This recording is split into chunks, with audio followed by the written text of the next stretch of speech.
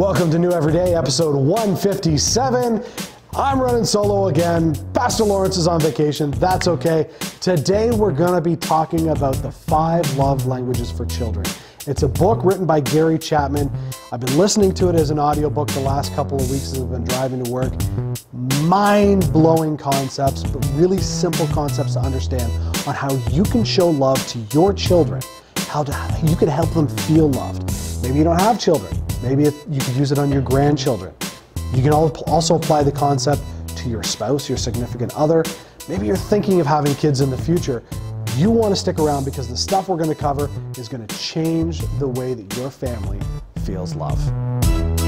This is New Every Day with Jeff Weston and Lawrence Cruz.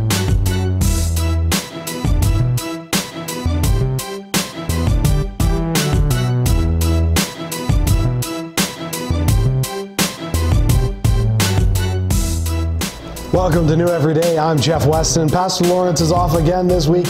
He's on vacation. That's okay. Kind of jealous, just a little bit. I got my vacation in August. That's all right. Okay, so here's the deal. If you are just tuning in, you want to catch some past episodes because you want to see, hey, how good looking is that Pastor Lawrence guy? He's a good looking guy. Or maybe you just want to catch past topics. This is the 4th season of New Every Day. And so there's a ton of content before this. You can check it out on demand through many different platforms. You can get it on our webpage at neweveryday.tv. You can find us on Facebook. You can get us on Roku, Plex, Kodi, YouTube.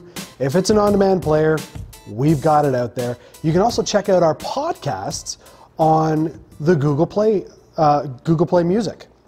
Now, of course, there's no visual to it because it's a podcast, but that's okay. You still get the same great message. So all of our past episodes are on Google Play Music. Check it out. And if maybe you're touring the Southern California area, you can check us out Sunday mornings on KVVB TV television for the high desert.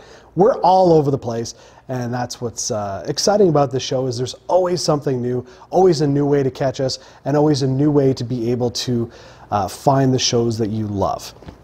Now, for today's episode, we're going to be kind of playing off a little bit of last week's episode where I talked about the vine, the branches, and bearing fruit. And one of those fruits is love. And the last couple of weeks when I've been driving back and forth to work, as Lawrence and I have mentioned in the past, I listen to audiobooks. And one that kind of caught my attention was 5 Love Languages for Children from Gary Chapman. Now, today's episode, it's not my idea, it's not my concept. I'm going to be talking about some of the key concept in Gary's book, The 5 Love Languages for Children, because it was absolutely profoundly mind-blowing for me. I like to think that I know my kids well. As a dad, I've been doing it now for 11 years, so I've kind of been through most situations you can run into, well, except for teen years, and that one's still coming up.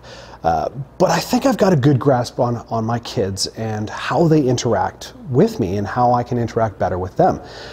But when I was listening to this book from Gary Chapman, it changed the way that I see my kids because it gave me a whole new perspective on why they are the way they are. And so if you've never read the book, The 5 Love Languages, I highly recommend that you do. Now, this book, The 5 Love Languages for Children, is geared specifically towards kids. And the reason for it is because kids view the world differently than adults. And I mean, I've heard of the 5 love languages. I've read some snippets of the book as it relates to your spouse. But I didn't think of applying the concept to kids. And so when I saw this, I was like, I gotta listen to the book. I did, and it was challenging for me as a dad because I realized I could do so much better. And I realized that there's a new way that I could interact with my kids. And so I want to share some of those ideas with you today so that you can have a better interaction with your kids if you've got children. And maybe you don't have children, but you've got grandchildren or you're thinking of having kids in the future. These concepts that Gary raises in his book will last forever. They're always applicable. And so the 5 love languages, if you've never heard of them, they are the ways in which we feel love. It's one thing to say, I love you, but it's another thing to show it. And so often you will find people who say, look, I know my parents loved me. They told me all the time that they loved me, but I never really felt it. And I remember I was, I think 19, maybe 18. And I remember sitting with my dad in our shop. We were just hanging out on the couch, just talking. And I remember saying to my dad, you know, I know that you love me because I feel it, but I would like to hear it more. And my dad was, you know, as any father, was absolutely willing to do it. And he's like, son, I am so sorry that I didn't, you know, say it enough. But I knew that my dad loved me, and we've always had a great relationship. But I remember that day because it was a pinnacle day, because something did change. And the way that I had an interaction with my dad moving forward, there was a lot more saying, I love you. And that's kind of the reverse concept of what this book is saying. So often people say I love you all the time, but they don't necessarily show it. But what I didn't realize at the time is that asking my dad to say I love you was part of the way that I feel loved. And so when I heard of the 5 love languages, it identified for me why that was such a pinnacle moment. And the 5 love languages are touch, acts of service, gifts, words of affirmation, and quality time. Those are the 5 key ways in which we all feel loved. Whether you are a little kid, a teenager, an adult, or a senior, we all feel loved the exact same way. And all of those are ways in which we feel love, but there's always a primary love language. Mine is words of affirmation. I feel like $1,000,000 when somebody says good job or points out something specific that I've done and encourages me on it. And so for me to say to my dad, I want to hear you say I love you, was me asking him to affirm me verbally, to say, son, I love you. My dad would always hug me. He'd always take me, you know, to sports events, and, you know, we'd spend time in the garage together and stuff like that. But I wanted to hear it. And if you're listening today, I want you to pay attention to these 5 love languages as it relates to your children, or maybe your grandchildren, or just kind of store this in the back of your head for when you have children. Because as children grow, they are going to need lots of love. My kids are 7, 9, and 11, and there's days like, I swear my daughter can't get enough love. She is always looking for more attention. And not in a bad way, but I'll be sitting there at the desk working, she's like, hey daddy, can we? Or hey daddy, did you see? Or hey daddy. And sometimes she'll just stand there and, you know, lean her head up against me. She just wants to be around me. And that's because my daughter's love language is quality time. She loves time together. It doesn't matter what we're doing. We could be sitting down watching the TV, we could be reading a book together, we could be eating lunch together. As long as we are in close proximity together and it's just her and I, and there's some eye contact and some genuine interaction, that is enough to fill her up for 5 minutes. And then she needs another refill. She has a massive, what Gary calls a love tank. And you want to make sure that love tank is full. And so some of the other love languages are touch. My middle child is hugely a touch child. And it's funny because as I'm listening to the 5 love languages as I'm driving to work, we got to touch. And Gary's like, you know that kid that's just always there, always touching you, and just can't seem to not want to be touched? I'm thinking, that's my son. That is 100% him. It doesn't matter what it is. He wants you to play with his hair. He wants you to rub his ear, or he just wants you to touch his back, or he just wants to come up and give you a hug, or he wants a kiss. Basically, if there's a way that he can have that physical connection where he can tangibly feel you, he will soak it up. He is such a touch kid. And with my son, Luke, sometimes that can be a little bit much, but that's okay, because I want to be able to show him love and show that he's important to me. And sometimes it doesn't have to be the affectionate kind of touch. Bedtime. So often we'll go to bed and I'll just kind of flop on top of him and he's like, "Oh, Dad, you're squishing me." And I'll give him a tickle and we'll just kind of have fun and wrestle. We wrestle all the time. But for him, that is touch.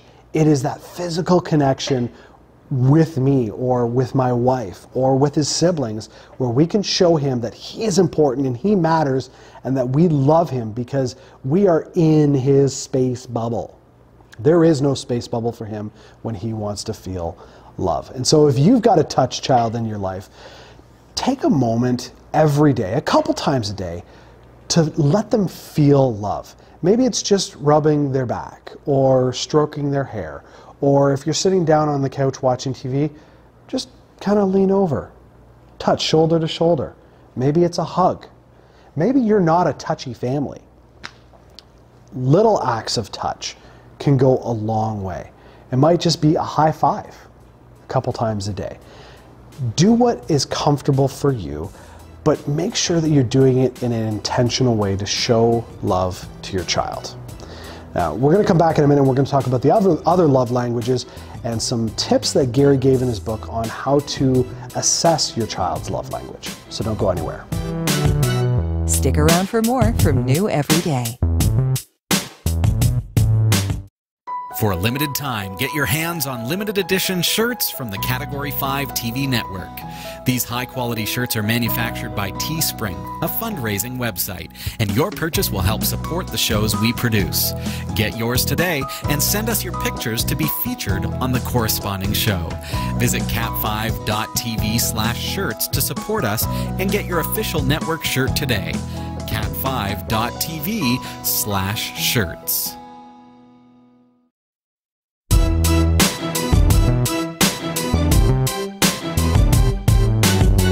Welcome back. If you're just catching the show, we are talking about the 5 love languages for children from Gary Chapman. Now, Gary's not in the studio, obviously. He's not here. But I was listening to his audiobook the last couple of weeks as I was driving to work, and the message that he had in his book was so profound and eye-opening for me. I had to come here and share it with you. I wanted to be able to share it because I think so many kids nowadays need to feel loved. And so before the break, we were talking about words of affirmation. I am a words of affirmation person, and I realize I'm not a kid, but as a kid, I loved hearing how amazing I was. I know that sounds conceited, but it really was important for me for somebody to say, "Wow, you did a great job on that drawing," or you know, "It was so good to see you practice the way you did at baseball." Those kind of things were absolutely mind-blowingly important for me. We've been talking about touch, and we touched a little bit on quality time, and I was talking about my daughter. But there's 2 other love languages that are absolutely important as well, and one of them is gifts. Now, in today's society, especially in North America, gift giving is quite commonplace. We live in a marketed society where there's a gift for everything, and commercialism abounds. And it's easy to get trapped in the idea of, well, if my child feels love via gifts, I should just buy them stuff. And that's not necessarily true, because there's a certain element of giving too much gifts, especially purchased gifts, where your child can become spoiled. You don't want to do that, and Gary talks about that a little bit in his book. But gifts can be anything where you have thought about the person and given them something. My daughter, what I would call her secondary love language is gifts. And she exhibits the desire to be loved that way in the way that she loves others. And kids are like that. Gary talks about that in his book, how, you know, with younger kids, it's easy to tell what their love language is because that's the way they are. And so with my daughter, she is always giving me something. She will pull out some, you know, pipe cleaners, you know, those little fuzzy multicolored things, and she'll make a wristband. She'll just twist a few together. The thing's like this big, but then she'll be like, "Daddy, I made you a bracelet." And she'll want me to put it on right there. And quite frankly, I love it. I love those kind of gifts where she makes something for me. My secondary love language is gifts as well.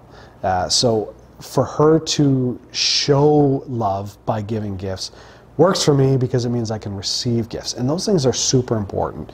And when you are a person that feels love via gifts, it doesn't matter what it is. If the intent and the spirit behind it is that it's about you and that it's personal to you, that thing is like $1 million. Just recently for Father's Day, my daughter made this little keychain. I don't even know how they did it in school, but it's like a big piece of paper. They draw a picture on it with these markers, and then they bake it in an oven, and the piece of paper just kind of goes and shrinks down really small into this hard plastic picture. So you get a miniature version of what you drew. And my daughter made that as a keychain for me, and I couldn't wait to put it on my key ring. I absolutely loved it. It was, of all the things I received on Father's Day, that one meant the most to me. And if you have a child who feels love through gifts, you want to look for creative ways that speaks to them by giving them gifts. Maybe it's a craft. Maybe it's, if they like gardening, buying them a flower that they can put in the garden. It's a gift that continues to grow. The sky is the limit, really, when it comes to gifts. And I think of all the ways that somebody can feel love, that one is probably the most diverse to be able to exhibit, because there's always a way to give a gift. And it doesn't have to be with money. It could be other things. And Gary goes through a lot of examples in his book that I would encourage you to get the book and read it. And the last love language is acts of service. My wife is an acts of service person. And as a dad, I like being able to teach my kids about the 5 love languages because it helps them understand how to show love to people. And so often, our kids will say to us, "Oh, Mommy, Daddy, we love you." But when it comes to my wife, I'm like, "Okay, guys, come here. Let's kind of do this family huddle. We've talked about the love languages. You know that Mommy's love language is acts of service." And they're like, yeah, mm-hmm. I'm like, "What does that mean?" "It means we do things for her." "Right. So if Mommy says, 'I would like for you to clean out the dishwasher,' I said, that's great if you listen. But if you did that and she didn't have to ask, that would be an act of service that would make Mommy feel so special." And the kids get behind that notion, they get behind that concept, they're like, yeah! And usually they'll forget by middle of the day, and so we have those reminders, but they're kids, that's gonna happen. But if you have a child that's an acts of service kid, so often kids just look for our help. And there are things that quite often they can do, but being able to do it for them can show them love. And in Gary's book, he gives us an example about this family that's very farming oriented, and the father wants to instill qualities in their kids about being independent and strong and all that, and so the kids constantly in their teen years would run into situations in the farm, the tractor gets stuck, whatever, and they're like, "Hey Dad, come on, come help." And he's like, "Nope, you need to figure this one out. You're smart, you're capable, you could do it."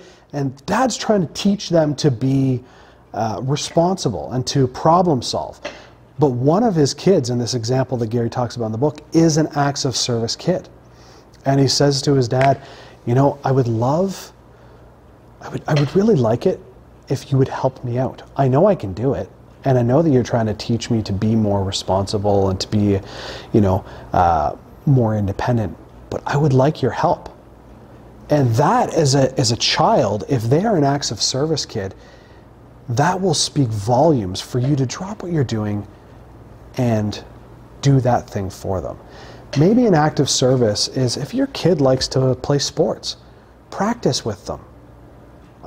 Maybe it's hockey, and your kid loves to play hockey. They want to, be the centerman for their favorite team. They can shoot all they want at a net, but what if you were the one to be in net for them, so you could be a goalie? Let them practice on you. Wear your padding. You don't want to get hurt, but you could spend time with them in a way that is helping them get better at their skills. that is an act of service. Maybe it's coming alongside your child while they're doing the chores and doing it with them. You may not have the time, you may not have the energy, but to show them that you are willing to put them first and do that thing with them is going to speak volumes to them. Our 11-year-old, he's not so much an acts of service kid, but I know one of the ways that acts of service fits in with how he feels loved is with cooking. He loves to cook, but there are times where I'll just say to him, hey, why don't I make your eggs for you? And he's like, okay. And he sits there at the table waiting for these eggs to be done, and then I put the plate in front of him, and he thinks they're the best eggs ever. I didn't do anything different, but it's the fact that I showed him love by doing that thing that he's capable of, but because I did it for him. Now, our oldest is a words of affirmation, so him and I get along very well that way because we're always building each other up. But if you've got a child or a grandchild, or you're thinking about having kids, you want to pay attention to what their love languages are. And Gary talks about in his book, kind of figuring out how to assess what your child's love language is. And he talks about different stages in life and how you can figure it out. If your kid is younger, they will show what their love language is as their primary expression of showing love. And so it's pretty easy to figure out what it is that they need to have their tank filled up, that love tank filled up. But there's other ways that you can assess their love. Try different things every couple of days over a lengthy period, couple of weeks, whatever, and see what works, what doesn't. One of the things that Gary keeps talking about in his book is that when your child's love tank is full, you will see a change in who they are. And maybe their attitude will improve, or they'll become more affectionate towards you or somebody else in the family. They might have better grades in school. Things might improve with their interactions and social structure. There's ways to watch your kids and observe, not in a scientific way, but to kind of sit back and go, is this working? And be able to tell how your child feels love. So there's so much more to this book. There's so many other ways of looking at the 5 love languages, and Gary's book gives you wonderful examples and dives into these topics so much more deeply. And then he goes to another element of it, and how do your kids not feel love? And how do you avoid crushing them? Because if their love language is words of affirmation, to say, hey, you did a great job, is going to lift them up. But to say, wow, you really dropped the ball on that one, is going to crush them. And a lot of times when you have kids that act out, it's because they're not feeling the love that they should. So I want to encourage you, pick up the book, The 5 Love Languages for Children from Gary Chapman. It is a life-altering book. It has been for me. It's even in the last couple of weeks, it's changed the way that I interact with my children. It's changed the way that they interact with their mom, and the way they interact with me. And I've also been applying the principles to my interactions with my wife. And all around, our family has started to see a change. Not that anything was wrong before, but we can always do better. And now all of us are showing love in ways that are intentional towards somebody else, and those other members of our family are feeling the love. So I want to encourage you, pick up the book, sit down, read it, maybe share it with your spouse, have them read it. And if you've got an older child that is maybe helping out in the family, share it with them as well so that they can interact properly with their younger siblings.